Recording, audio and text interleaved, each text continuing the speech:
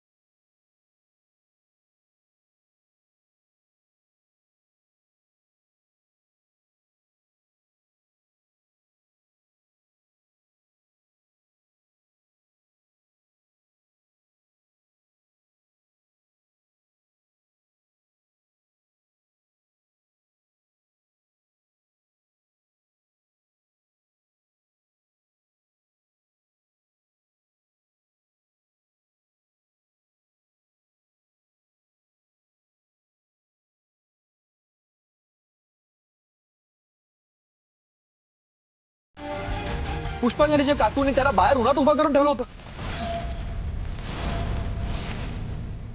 कितीतरी वेळ त्याला चटके बसत होते आणि शेवटी चक्कर आली त्यांना। पण नशीब मी बघितलं आणि सावरलं सगळं, नाहीतर काय झालं असतं आता?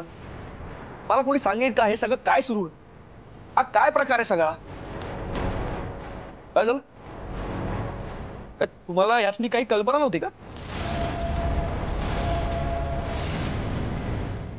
किती चुकीचा वागण आहे। असं कोणी उन्हात उभं करून ठेवता का कोणाला?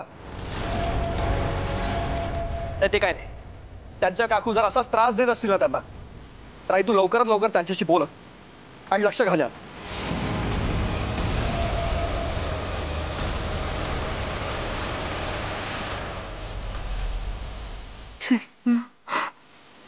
तुम्हाला प्रॉमिस कर, या विषयावर तू त्यांच्याशी बोलणार आहेस ना?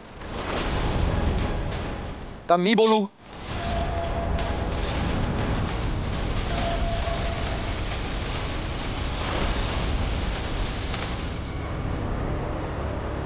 ओह, म्हणून तुला आज ऑफिसला यायला उशीर झाला ना?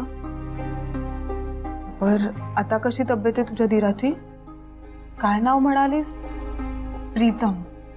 तब्येत बरी आहे आता, पण पूर्ण रिकवर व्हायला वेळ लागेल त्याला।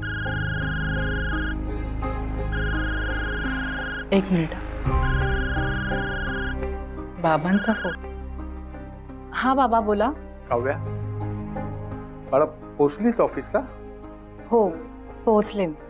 अगं विश्वजित घरी आला होता, प्रीतमचं कळल्यावर तो उगीच चिडचिड करत होता। त्याला पैशाचं टेन्शन आहे ना, म्हणून मला वाटतं तो असं। जाऊ द्या,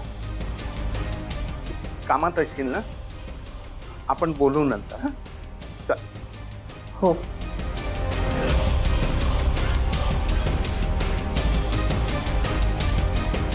विश्वजितनं करून ठेवलेलं कर्ज लवकरच फेडावं लागेल।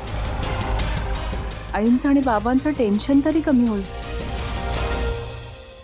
मला ऑफिसमध्येच काहीतरी बघावं लागेल आता।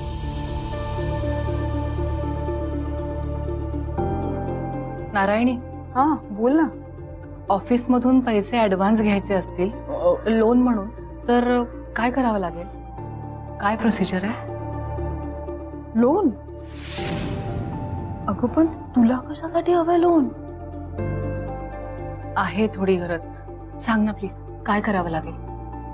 तू आत्ताच जॉईन झालीस ना काव्या, त्यामुळे तुला लोन मिळणं जरा कठीण आहे ग। ठीक आहे,